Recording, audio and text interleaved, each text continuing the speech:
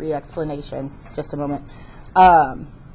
So today we're going to put in the occasional table and the plant, and then we'll put in this corner table, which we won't really be able to see much of, but we'll put the lamp coming up from it. And especially talking about how to draw cylinders in a drawing like this, because it's a little funky. We don't get to use our circle templates anymore, and that stinks. We are going to start our occasional table. We want to give enough room for walking in between our love seats and the table edge. So our table is going to have to like come off over here. I know in the rendering it's a lot closer, but that it doesn't leave any room for people to actually get in. So we're gonna start over here more realistically. And when I'm talking about that reference, it's the PowerPoint that is like this. It shows it here, but if you come down to like this drawing, this is not like quite far enough for people to actually get in. So I'm going to rectify that in my drawing and just scooch it a little bit more this way. I will not penalize you for that at all. All right. Honestly, I usually don't penalize for choices like that. So what I have done here is I have looked at the edge of this couch. I've counted out 1, 2, 3 feet. And then along this line, this couch edge comes a little bit in to this 1 foot here. This is like the halfway mark. And so there's about an extra 6 inches. So you could either go ahead and add 3 full feet, or you could add 2 feet 6 inches. I think I'm going to go with the 2 foot 6 inch option because I just like it being equal distant. So to find that 6 inch option, it's about here. For most drawings that you're going to do, most renderings, guessing these things by being like, that's about half that shape, is like close enough. When you're doing something very technical, honestly, anymore, it'll probably be done on my computer. And your firm will have a software that is probably the lead designer's favorite software that they learned on, and you'll just have to learn it. If you want it to be super technical, drafting it by hand, you have to measure vertical axis on this line or horizontal axis on what becomes this line that goes across the back of the room. So, you know, that's from here to our other point has gotten lost in here. But you have to kind of like look for where does this box start. It's easier to find on an edge where you haven't drawn something. The other thing I'm going to do is I'm going to come in and erase out any stray marks. It's easier to erase now than to go back in later, unless you have one of those like extendable eraser pencil things to get really fine details. But these little triangle ones I really like. They do a pretty good job. They do a really good job at picking things up, and they do a pretty good job at being able to get into little corners. But I keep forgetting to grab my like retractable, almost like a mechanical pencil of erasers for these tiny little areas. All right, so if I wanted to be exact, I would come on my scale rule. I have written up here that this is at half scale. Oh, can't even see that. I'm gonna write it here so that you can see that. And you would take your little measuring lines, find the edge, either this edge or this edge. I would choose this one because we read left to right and our scale goes that way. Measure along it, put your little tick mark right there, And remember, find your vanishing point.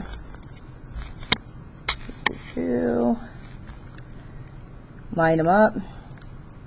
And then right there is your tick mark. So as you get better at drafting, as you do it more, and literally that's the only way to get better, is to just do it more.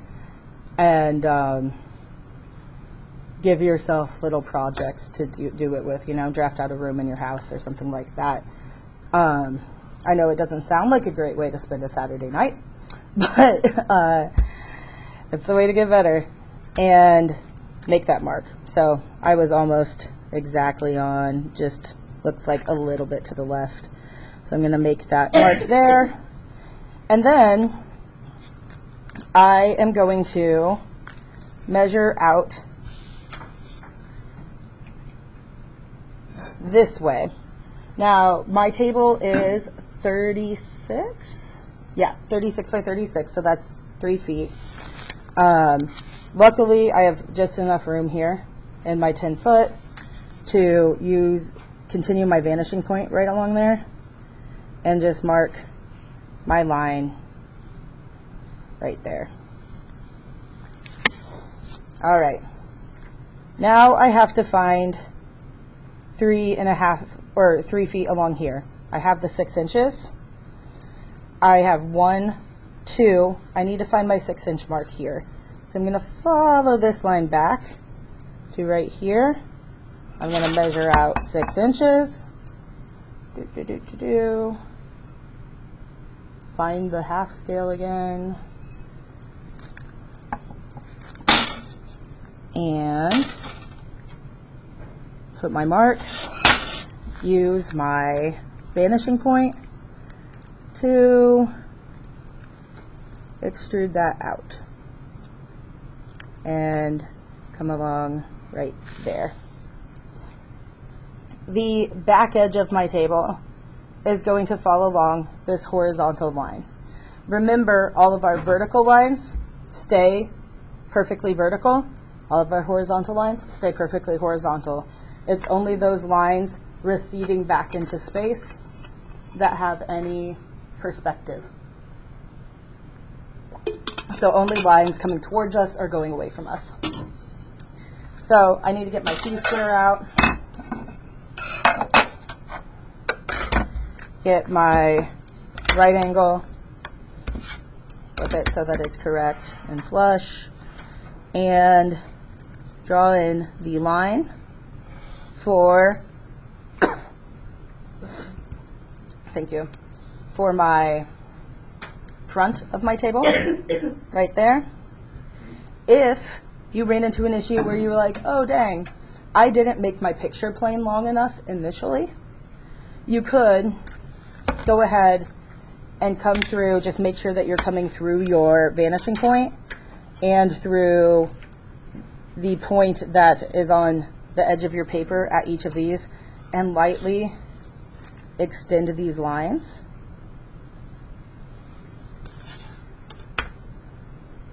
Like so. And then you would have to come back over and add on to your line here. That is your measuring point to get these rough across here. In this case, I'm coming right to the edge. That's just fine. I'm also going to measure the back of my table, or not measure it, do my line right there. So this is the footprint. It's also, incidentally, basically how we're going to do the rug, because we're just going to find this point. After this, I'm going to extend my points up a little bit and very lightly. So from each corner, I'm going to use my T-square to make my vertical lines, and just lightly for now, because we're going to end up erasing several of them. Like we're not going to be able to see this back corner at all, but it's good to have this mark in there. That one I feel like came in too. There we go. So that when we do our measuring up vertical, we can kind of be like, okay, this is where it goes. It says it's 18 inches, wait, no, 16 inches high. So now we need to come back here to this corner, or we can do this corner. I'm going to say we do this corner because there's way less stuff drawn there. And I am going to find 16 inches. So let's see, 12 plus 4 is 16 inches. So how I tend to do that is I will just count my 1, 2, 3, 4, right there, and up to 1. Oh man, my brain is working so much better today. I'm so relieved. So this is my 16 inches high here. I need to now use my vanishing point to come along this wall and mark what is 16 inches here, as well as I'm going to go ahead and mark it 3 feet back. Oh, let's move over. So I'm just using my vanishing point plus my 16-inch mark to line up, and then I'm putting a mark here along the front and 3 feet back, because simply what I'm going to do is I'm going to come over with my, got to bring this over. Whoop. I've got to come over with my T-square and my triangle and line this up here, and then this from this outside line to this outside line is the front of my table. Once I slide it back right here from this inside line to this inside line is the back plane of my table. So if I go in and bold it, these lines make up the front. I can erase these extraneous bits in here. I should have drawn them a little lighter, but trying to make it bold enough for you to be able to see easily. Because this is a solid block in this case. If it wasn't solid, I would honestly probably still approach it this way, making it solid, and then visually like carve out the shapes from each side. Yeah, we're going to erase a little bit of our couch because it falls behind. And then this point here to this point here is where I'm going back in and using my vanishing point. Oh, threw my eraser in the trash. Let's not do that. To connect there to there. Every perspective drawing is a bit like a puzzle, and it's like a puzzle, a bit of your own making, but like sometimes it feels like it's a puzzle by like a madman who didn't put all the pieces in. Excuse me. And you will just you'll find places where you're like, that seems weird, that seems off. Go back to your measuring along the wall and your vanishing points, and then checking things along the front edge visually that this is, yeah, looks like 2, a half plus a half to equal 3 feet. And as long as you're doing those things, you should eventually come to a drawing that looks correct. It's always going to look a little forced and wonky because it's our least natural of perspectives. It's forced to going to one point. And things have a little bit more dimension than that in the real world. Okay.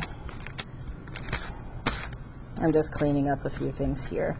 So yeah, you'll erase part of this couch because this object, we're imagining it as a solid object, is coming in front. All right. That was pretty simple. Let's go ahead and get the area rug in because it's just going to be going along lines here on the floor. And it is 60 by 60, which I believe is our 5-foot measurement, but like always, my brain loves to switch around numbers, so let's...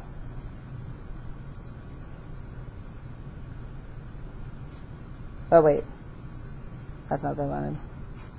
160. Oh, come on. My phone's been...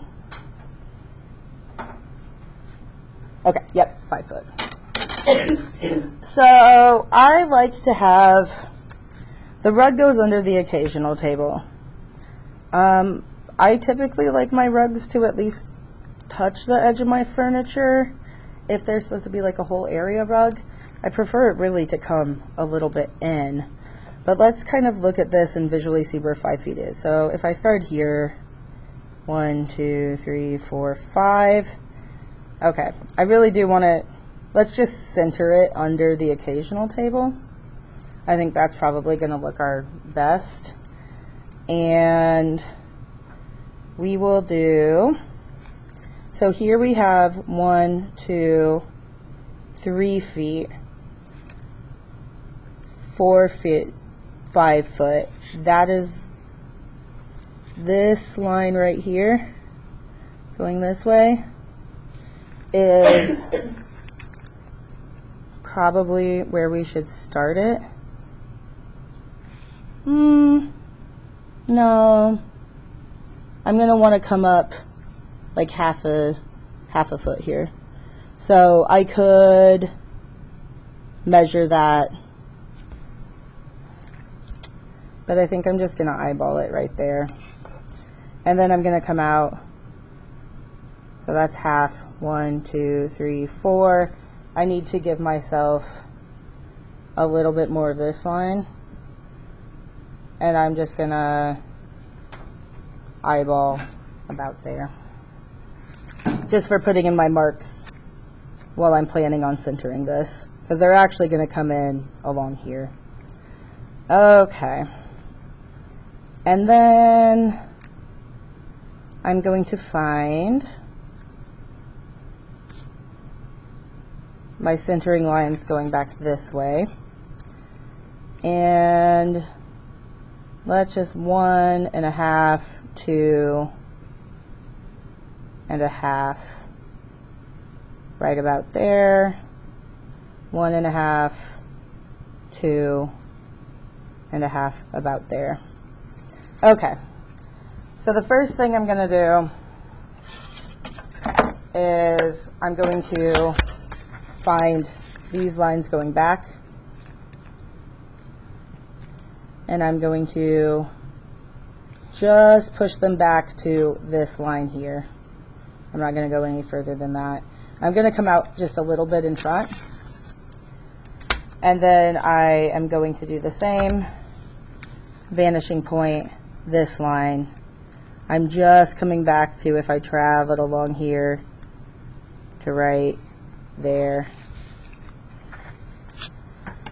And then I have to set up my T-square to find my horizontal line.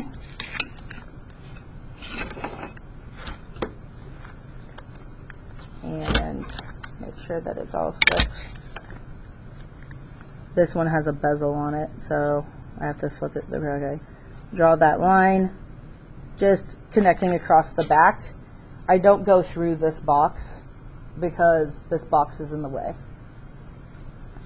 Now, the front of our picture plane stops right here. So our rug goes a bit off the picture plane. Our actual room size is 12 foot, I believe, or no. Yeah, it's 12 by 12. We've put our picture plane 2 foot into the room at the edge here. what a lot of renderers will do, and we'll look at some examples of this once we wrap up this drawing today,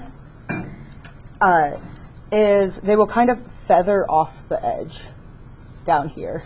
So that kind of adds to the perspective idea, but we're just simply not going to finish the front of this. It would be somewhere around here-ish. So like if you wanted to just like really put in that line super light to know where your feathering is, I should have used my T-square. To know like you want your feathering to kind of come to there and not go past it, you could put that lightly in.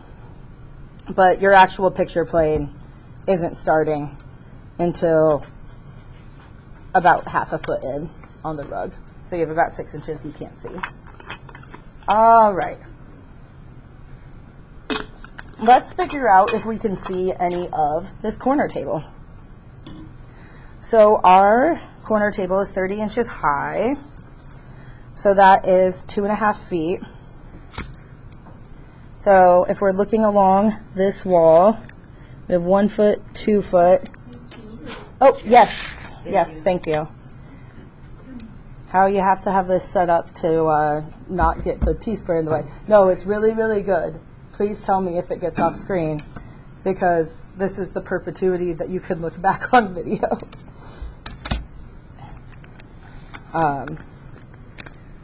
So we need to, right here, and honestly, at this point, doing measurements, I might still do it over here, and then just kind of use my T-square and my horizontal line to then mark it over here. So I need 2.5 feet. Find my halves. I'm going to set it at 2 at that corner, and then find my half, which is right there. So if I'm measuring it over here, but I want my corner table here, how do I do that? T-square, set up my triangle, bring it right up to that point, and then just transfer it over to this side. Now I didn't have to deal with trying to find where my corner was here. All right. Looking good so far. Now I need to, that was my height. Corner table 30. Oh. Okay. This is where attention to detail comes in. 30 by 30 inches wide, 20 inches high. 20 inches is less than 2 feet. So I'm going to come back over here. I'm going to erase these marks. They don't matter anymore. Okay. I'm here in this corner. I need 4 inches less than 2 feet. I'm going to find my, oh, that's 4th scale. I want half scale. There we go. Here's my 2 foot mark. Yes. That seems a tad off, but okay. And I'm going to go 1, 2, 3, 4. It's just right there. Now, draw it over. That is my height. That looks like it makes more sense. I was like, this table is so tall. It's not. It's that wide. Okay. Now what we're going to do is, because we can only see some of this table, what I would just do is I would find your vanishing point right here, go from the edge of your couch where it vanishes behind to that dot, and go from that dot with your T-square and your right angle ruler over to the edge of your other couch. This is all of the top of the table that you can see. I'm also going to find a point on this where I want to center my lamp. You can do this one of many ways. You could try to find it on the center, or I'm just going to kind of mark here, and then I think like here, and I will put a very light crosshair in, and then my other crosshair goes to my vanishing point. And this is just along the top of that table. This is going to help us center our lamp and put our lamp on top of that table. The other thing that I might do while I'm in here is really take my straight edge, find the edge of this couch cushion, and get it nice and bold in there. That way I don't start drawing into my couch.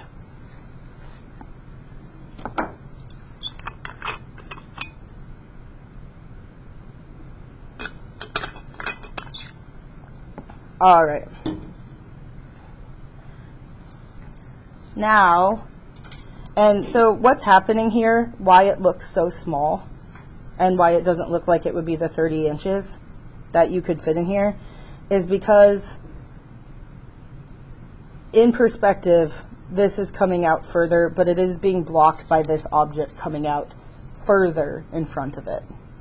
So because we have that diminution, we actually have all the way to over here for this to come, and all the way to here for that to come, and right to there, and right to there.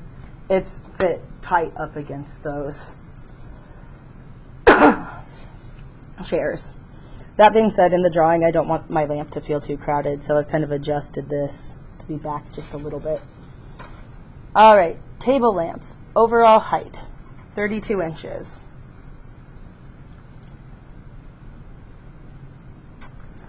We are going to come from right here, and we're going to measure 32 inches. So, first I have to know how much I have left right here. I have to find my scale. And that is about, it should be about 1, 2, 3, 4 inches. Okay.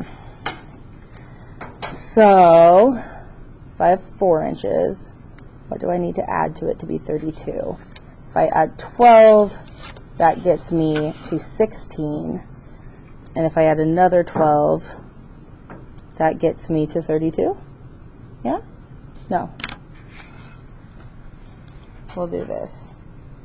Don't do math in your head, Sydney. 32 divided by 12. Okay, 2.6. So a little over halfway. We're going to kind of eyeball this one. So that's 4 inches. Yeah, I feel pretty comfortable just putting this at about a little over 2 feet. So my 2 foot mark is there. Here is my mark. I could do all the math to get this into inches. So 2.6 divided by 12. Oh wait, that's not what I want to do. Let's see. 0.6 in inches. 3/5 of an inch. Nah, 3/5 of a foot. That's not helpful. 0.6 feet in inches. That's what I mean. 7.2 inches. Okay. We can be, let's see how accurate I was. So 4, I need to add 5, 6, 7.2. That's going to be like, just round to that 7. So I'm going to add 2 foot, 3 inch to here. Let's 1, 2, 3. Oh man, I was dead on being like there. So eventually you get so that you can be like, that's about this. All right. This is the height that we need. It's going to come out this way a bit, so we're going to have our height come up. But first we want to bring it over this way and kind of center it up along that line. So we need to bring our dot over to here. Then we're going to use the vanishing point and this dot that we've translated over to be centered on our table to draw a little line going like that. So this is going nice and off into space here. The other line that we need is coming straight up from our center point and going through there.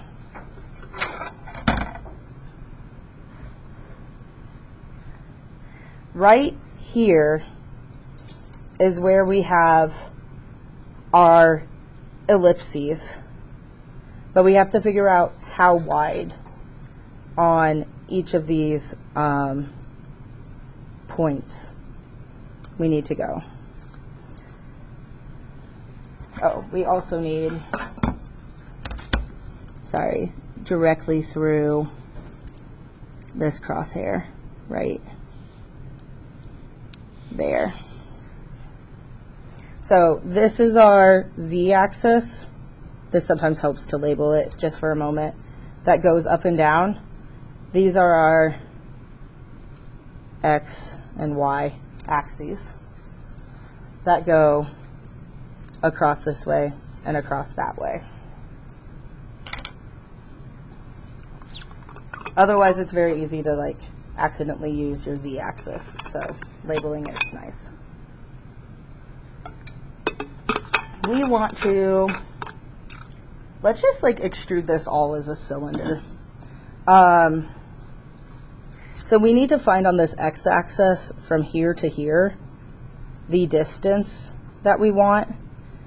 In order to do that, I would just, honestly, I would guesstimate. I'm going to start with the shade diameter, which is 24 inches, so that's 2 feet. So I'm going to look,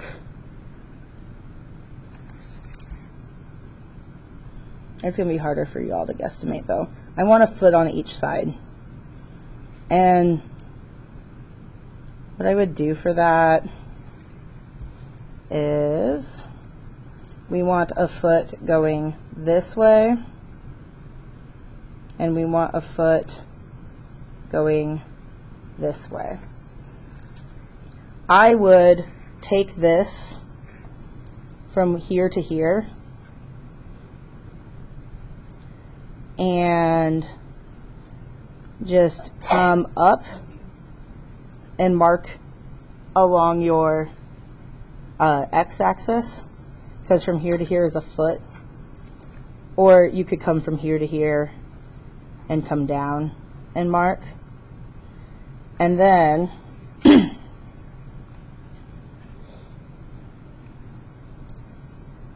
I want to come back about another foot, and I am just gonna kind of lightly extrude this in until it crosses this point. So just following that path, and once it crosses this point on my grid, I'm going to come over, and that's where the back of my ellipses is going to be. This one's a little bit easier. I can start here, and then I actually need to push it just a little bit this way, along this line, and then here I can come in a little bit because I have about that much difference, so that's what I want to make up.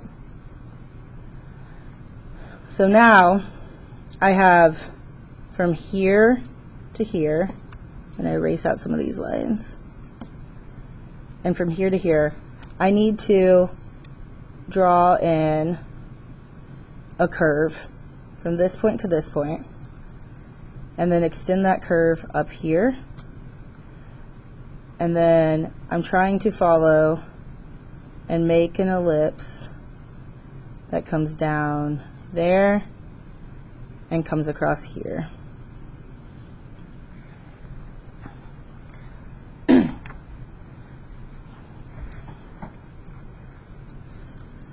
I think I might just clean it up and bring it in.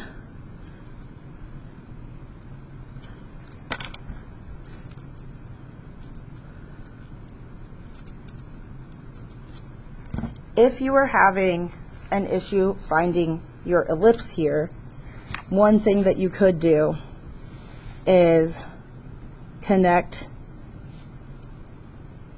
these points into a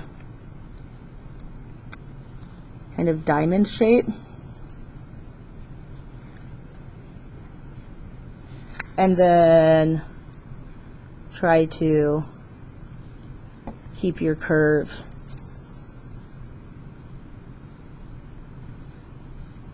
hitting that diamond shape. So if you notice, like, oh, it's looking wonky, check and make sure that your curve balances along the line that goes between those two using your vanishing point. Ooh. My vanishing point got a little off here. I'm going to remark these and check them again.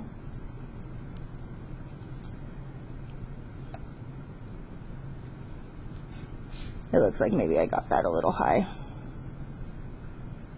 Okay. So it's about finding that curve. Ultimately, you want it to look like it could have been a circle that was sitting down here and just came up the top. You can also try to map it out on a surface like this and then go up to it. I like finding the top first and trying to get that looking right, which is just a bit of comparing, trying to be like, does that seem to look right? I know I want it to be like longest through right there and narrowest through here. But without doing quite a bit of math, it's hard to get a super precise cylinder in here. But like I said, you could make it a box too first. I'm going to show you the box method as well. So if this didn't make hardly any sense, the box method would simply be here to about there is my 2-foot width, and then here to here is my other 2-foot width, and that means that my corner of my box is here, here, and I have to extrude these up, which is going to be fun because I have a couch in the way, and I could be using my T-square here to make it more accurate. And then coming up along this wall here to get, this is my mark for how tall things were, along the back edge right there, and then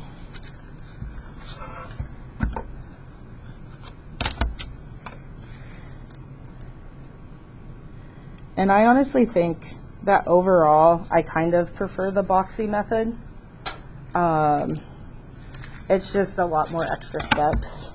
So if you can guesstimate it in there, that's a little faster. Otherwise, you're coming through and doing this style of thing where you make your box. Oh, there we go. I should have put this down so that we can see a little bit more. Where you make your box just like you would any other box in the space.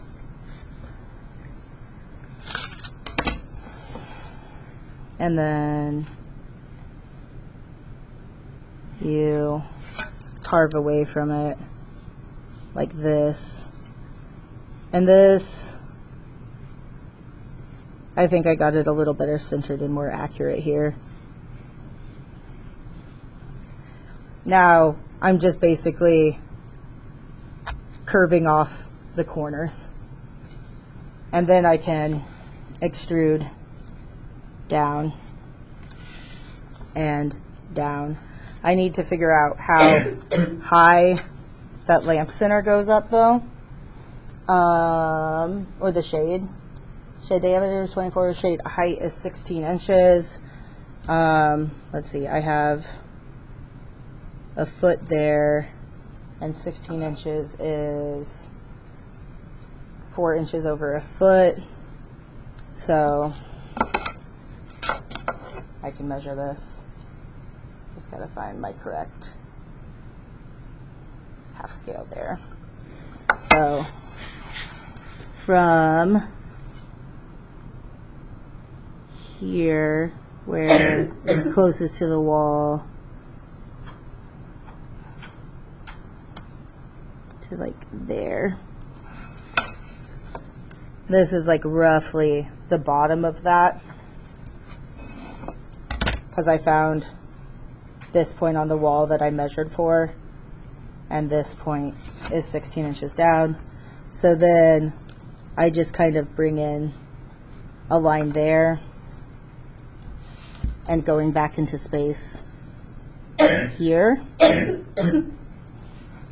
And then I'm going to, once again, kind of just curve the edges here. And I will have to dip slightly down below that line to match this curve here. What I do to match curves, drawing-wise, is I kind of just bring my pencil along here a few times, and then I move my arm down and try to use that muscle memory to get my curve back where I want it to be. And then I can kind of come in and round it out. So I find the boxy way, it's easier for me to be accurate. Up here, I had it like a little more skewed than I think looked correct.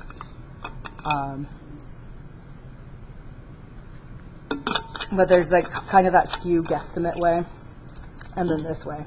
I tend to get better perspective using the box. All right. I do want to know my z-axis though. I still have it here faintly, and I'm gonna bring it back in. So this is still my z-axis, and I need to get my base height, which is 16 inches, so smaller here than my shade. And 16, let's see, that'll be 4 inches in on either side. So what I can do is from the back here, just find my,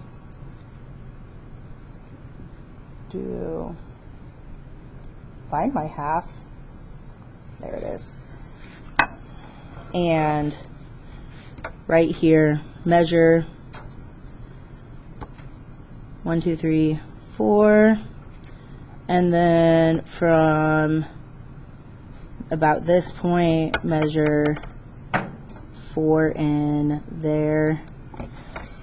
And I can just draw a line and draw a line there.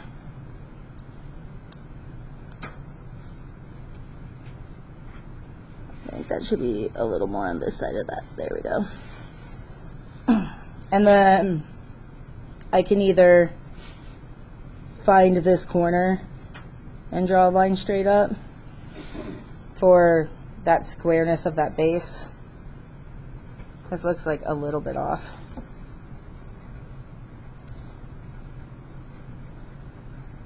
Maybe I should have just drawn it out from my z-axis coming down. Probably.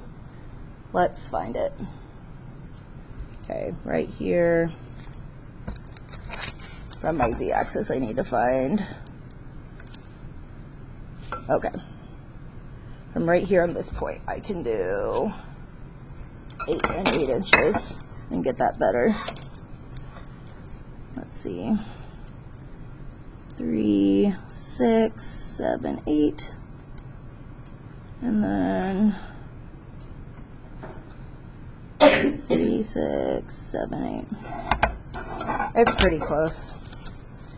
It looks a little funky because perspective. Okay. And then 18 inches deep. I'll want right there and right there. So let's right like that, and then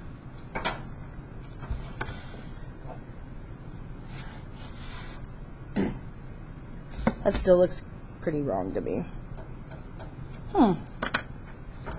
This is what I was talking about with like the puzzle piece that feels like it was built by Madman.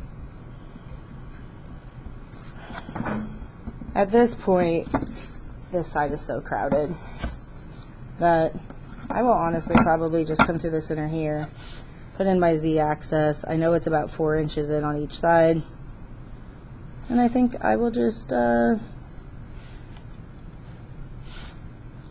rough guess that in. Use my vanishing point to come across here, and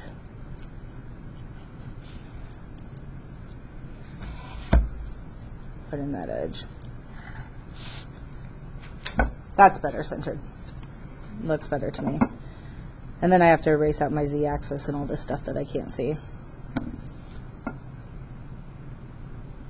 The good news is there's not a lot of just like super chunky lamps like that. So what you can do is now look at the shape of your actual lamp.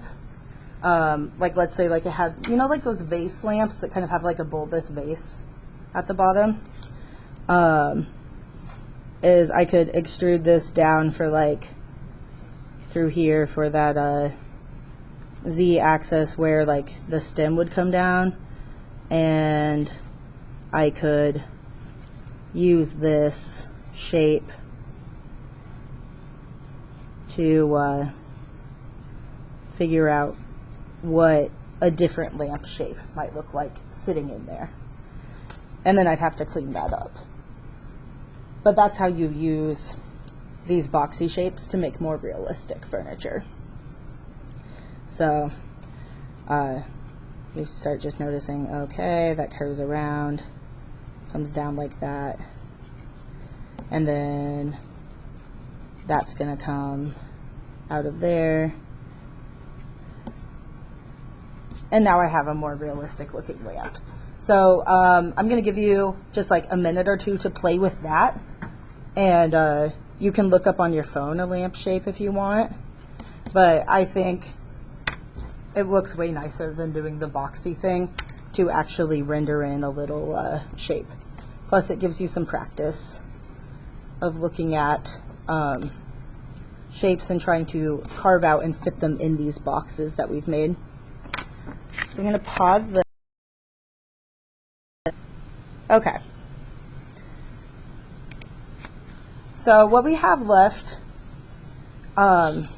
is to put in a plant, and then we're going to do a quick little bonus thing that if you want some bonus points, we're literally just going to put a piece of art on this wall, which is super easy.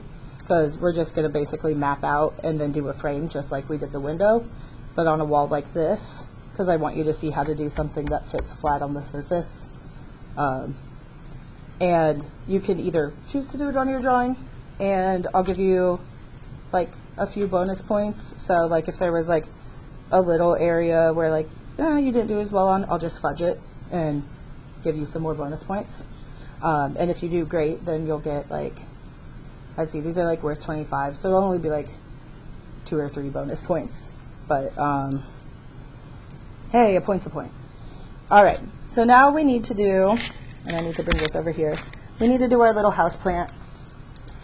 And our little house plant is supposed to be, okay, where did our house plant go? Oh gosh, don't do this. House plant, table, decorative. Okay. You know what we're going to do then? We're going to make it so stinking easy. We're just going to do a little, let's just do like a roughly 1 foot by 1 foot wide by like 1 foot tall plant or pot, and then we can just stick whatever plant in it you want. We can look at a few plants and I can like give you some ways that I draw them. But literally what I would do here is, since it's just essentially the guesstimation game, is I'm going to set it right over here. I'm just going to give myself about a foot and use my straight edge to come back to my vanishing point, give myself a little line, and then I'm going to just for now use my grid lines as my horizontal lines, and I'm going to extend this up about to here, and then let's see, right here is a foot, right there's a foot. I'm going to come over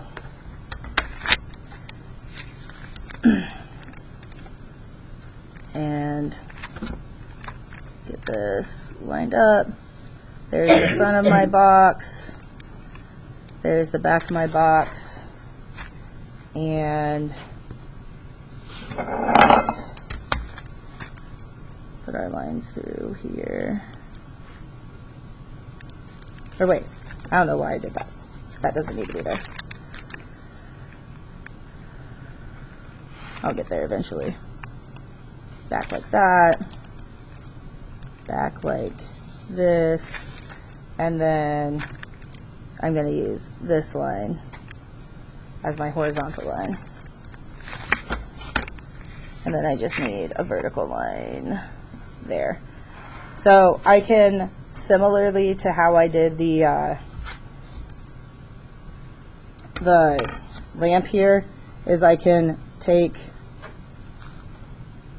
a line that I want to run back to my vanishing point. I'm being kind of lazy about it.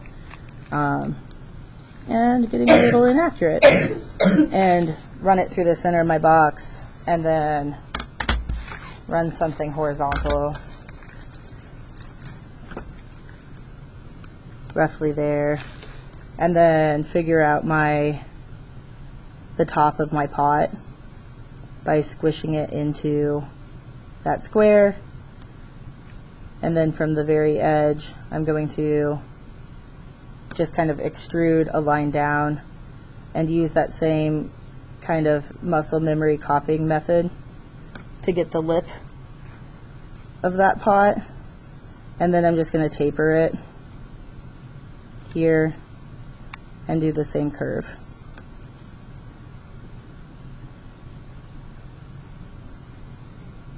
And that feels about right there. This is going to seem much wider down here than this does, because it's further down from our eye line. Now what I will do is I will come in and I will draw this plant. So let's look at some plants that we could draw. I always look up references for these. If you know what the plant is going to be, great. You can also look up a reference for a pot. If you're like, what kind of shape of pot would I like? Or if you know the pot that you want to use. Here, I think I want something coming up vertical, like maybe a tree. I'm kind of a house plant person. I don't know if y'all are. If y'all like enjoy the different plants. But I think they're hard to grow. And so unless this person was a houseplant person, I probably wouldn't actually recommend one of them to them. Well, actually, let's just look up a more basic ficus. Yeah, fiddle leaf fig. Yeah. Is it kind of temperamental? It did really well for a long time. And then when we moved in our house, like 1 year after we moved. If you move them, they just get like... It has been in the same spot for a year. Yeah.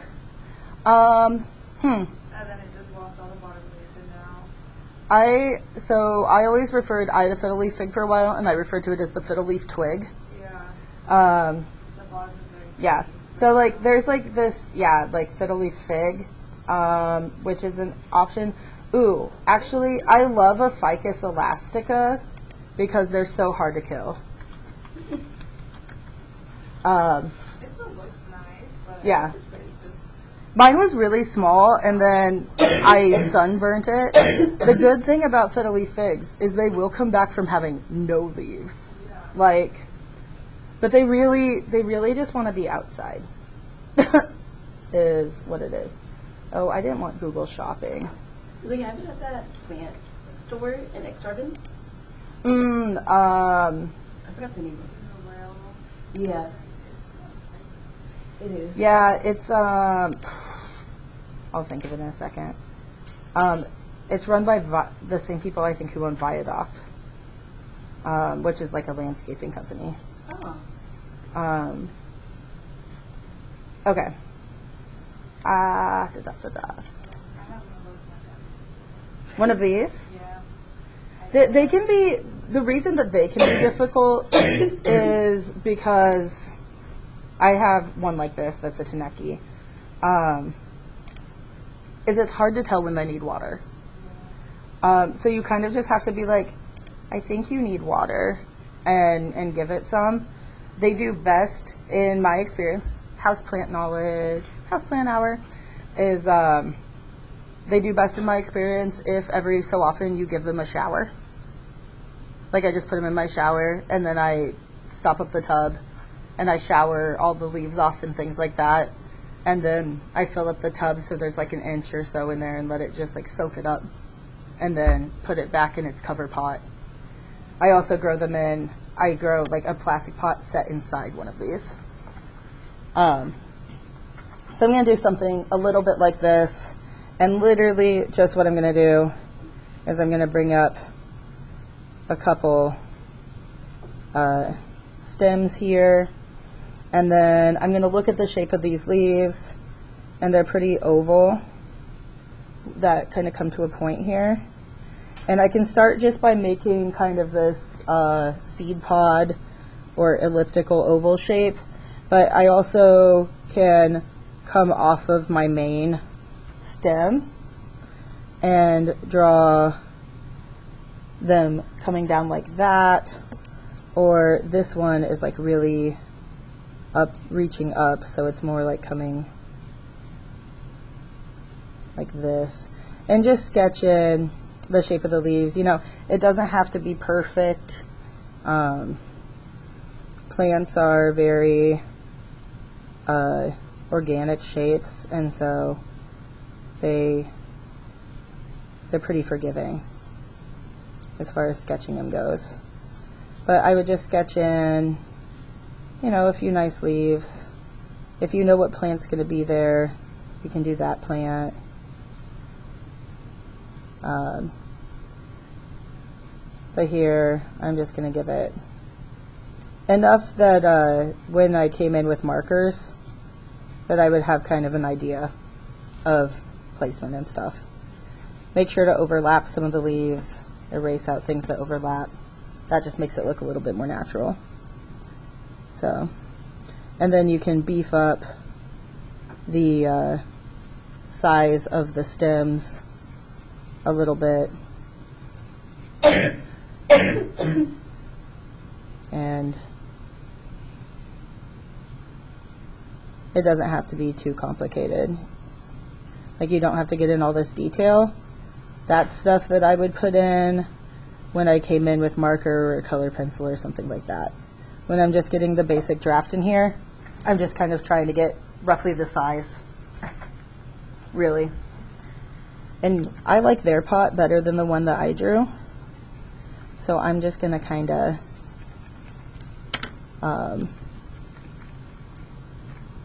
use the edges of my box that's still here. And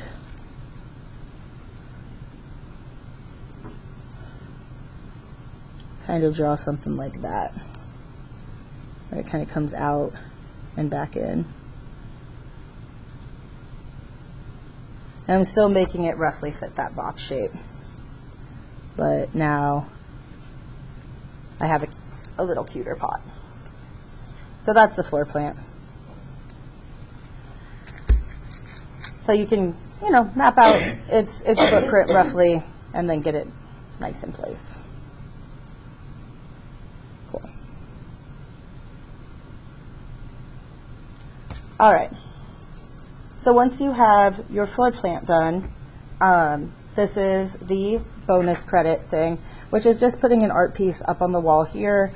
All you'll need for it is your straight edge triangle and your T-square. There we go.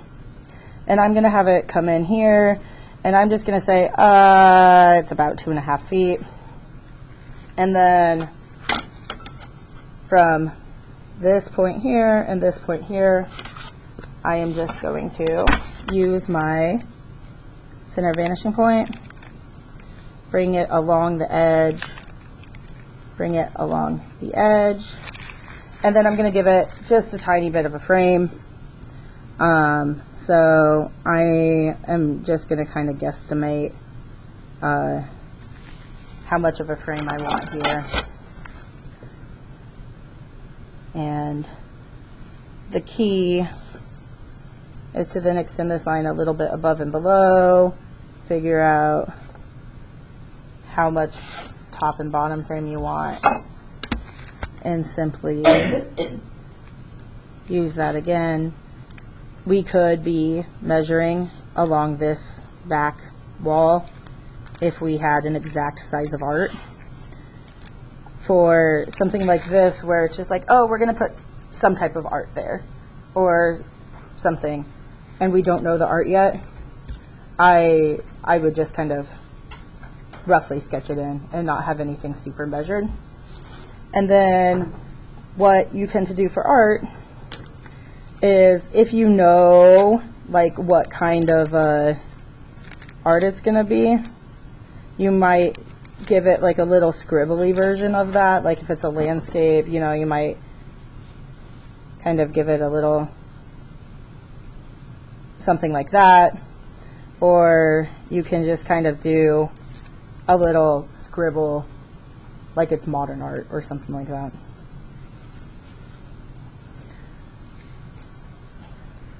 Just basically a placeholder. And then I'm having it extend like it's a long piece off this way.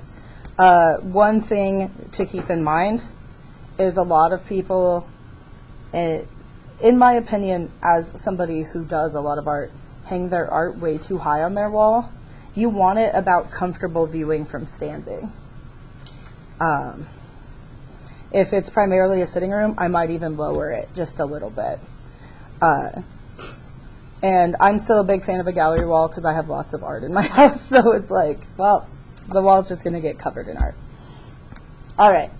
One last little touch to do is here in the window. We can go here along the corners and just give a few little lines to indicate that's a solid piece of glass.